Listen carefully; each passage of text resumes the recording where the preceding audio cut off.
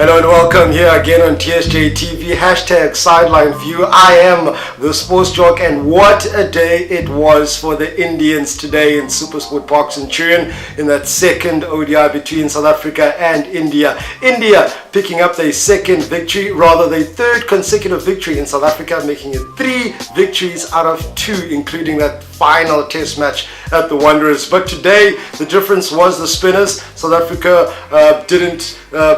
weren't able to read the spin of Yadav and Chahal, picking up 8 wickets between them, those two bowlers, which proved to be the difference between the two sides. 118 runs South Africa managed to put together. But 2 key points that I picked up from that innings. What did the team learn in India? What did some of the players learn in India when they toured India?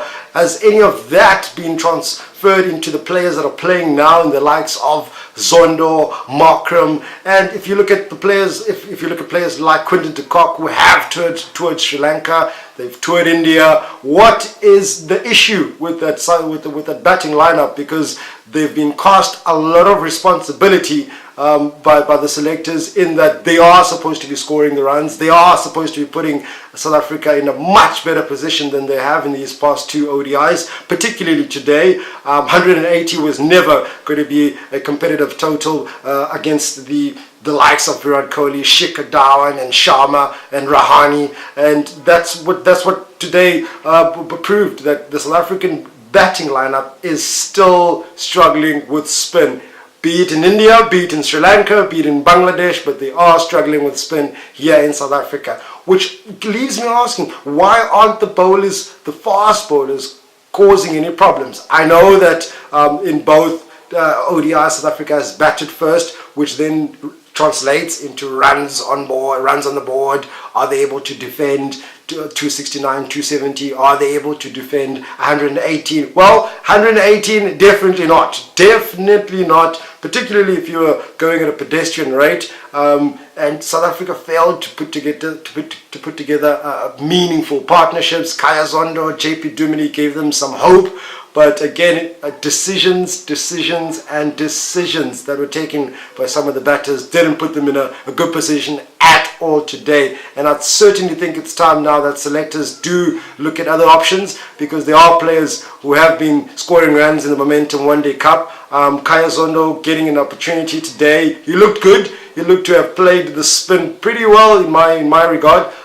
Soft hands, playing it as late as possible, under his eyes, playing deep within his crease, and I think that's something that he'll employ if he gets another opportunity going forward, and it's something that could work for him. But again, the bowlers, even though they had 118 to work with, still inconsistent in their lines. They're not asking questions with that new ball, bowling wide off the stumps. And it's just easy pickings for guys like Rohit Sharma, guys like Virat Kohli, guys like Shikhar Dhawan, who will pounce on any opportunity given to them, or any bad ball given to them, and quite rightly so.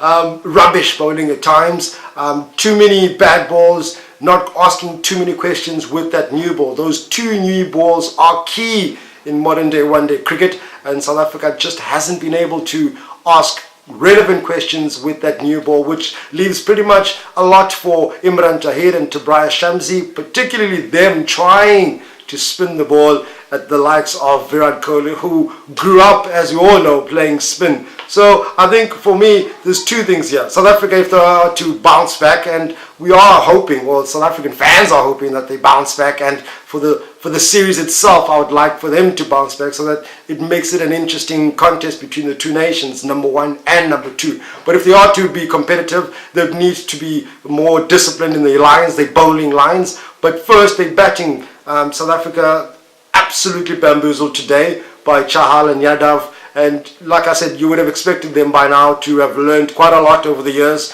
Some of those players, key players, have been toured India, have been toured Sri Lanka, have been toured Bangladesh. And now is the time to answer that call. You know, when you do come up against spinners in the likes of Chahal and Yadav and Ashwin and Jadeja, particularly playing at home, I would assume that by now you would have been able to sort of find a way to score runs. And we did see, Hardik Pandya, who's been like the opening valve for the South Africans, where they look to score their runs and look to some sort of apply some pressure. But when you look at the South African side, it's them, the fast bowlers, who are leaking the runs as well, which leaves nothing for Imran Tahir. And we know over the years how Faf du Plessis has been able to sort of operate is after that first power play, immediately bringing on Imran Tahir. That's if the fast bowlers or the opening pair do pick up 1 or 2 wickets, which exposes that middle order, which gives Imran Tahir a lot to work with. But right now, I am calling for some heads. I am calling for some players to sort of being given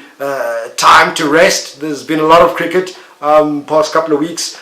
Some players just need to get in the nets, take some time off. Not that they're being dropped, just to look at other options, because Otis Gibson did mention that they'll be looking, particularly in this series, it being against India, they'll be looking at the depth of South African cricket, obviously with 2019 in mind. They did mention Vision 2019. The World Cup is not far from now, so it's an opportunity for them to look at the depths of South African, particularly one-day squads, so that we are sort of building a squad that has the capability of nullifying that spin option, because spin will always be an option for any captain, for any team going into a World Cup. And we've seen in World Cups gone by, spin it to win it, spin it to win it, meaning that spinners do come into play the shorter the format. And if they don't answer those calls by now, some of the players who have toured India and Bangladesh and Sri Lanka, I think it's time to look at other options. There are options in South Africa.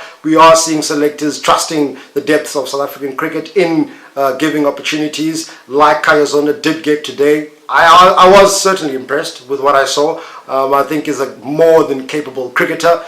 He's shown it time and time again with the Dolphins, and he wasn't far off selection in the South African setup a couple of seasons back, or I think 12-18 months back. He was there and about with that South African setup, and it's an opportunity for him now. Aiden Markram, a lot to learn for him, particularly after his dismissal today. Moving forward, he'll need to contain himself, understand pressure situations, understand the match situation, and understand what is required of him. Not that he's just a number 3 batter, but that he's the captain now and needs to lead by example. But the bowlers, I certainly feel that there's still tinkering that needs to be done between Kagiso Rabada and Morne Morkel. Do you play both of them, or do you play one of them? Certainly on my side, I'd opt to play one of them and rest, or rather rotate both of them, and playing perhaps an extra all-rounder, someone who can mix the ball up in Peshukwayo or Olifir. I'd like to see Olifir with the white balls at some point, but there's a lot that still needs to happen in the South African side. Yes, they're missing AB de Villiers. Yes, they're missing Faf du Plessis and the services of Dale Steyn, perhaps Vernon Philander as well. But we did say, or the selectors and Cricket South Africa did say, it's Vision 2019. So we can't just be looking at 4 players if South Africa are to be competitive in a World Cup. We are all aware that to win a World Cup, it's a squad effort. So those 2 points for me, the batting lineup, I'm calling for heads right now. Not specifically heads, but 1 or 2 players to be given an opportunity just to rest, switch off from cricket, and see what we have in the ranks of South African cricket. But with the bowlers, I would definitely choose one of the 2 in Morne Morkel and Kagiso Rabada, and play a seamer or an extra all-rounder, just to make sure that middle order is nice and solid, because it's being exposed quite quickly and quite often. And David Miller, he himself, he will be scratching his head, looking around, and needs to realize now that he's a key part of that South African batting lineup. Yes, he may be batting 27 overs sometimes. He won't always be batting 5 overs. He needs to step up. He needs to realize he's an experienced player, and he's very important in that middle order, and how he sort of bats with that middle order going down to the tail of that South African batting lineup. So yes, the 10th of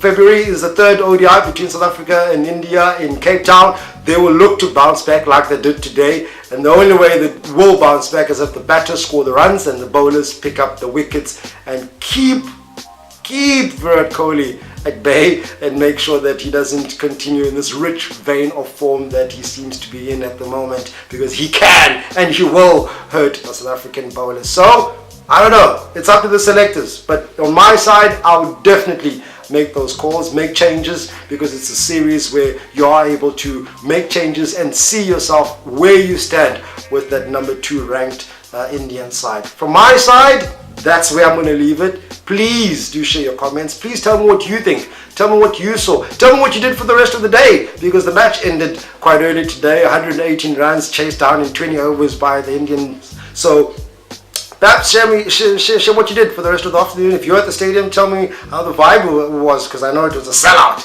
It was a sellout crowd at Centurion. So until Wednesday, please do subscribe. I've literally got nothing else to say but the fact that South Africa needs to bounce back, and the only way to bounce back is if the batters score the runs, the bowlers pick up the wickets. I know it's something that is obvious, but heads need to go, or changes need to be made in that South African lineup for them to move forward. But on my side, thank you very much. Subscribe, comment, like, tell whoever doesn't know that you do, and we all do have a sports channel on YouTube here in South Africa. Until then,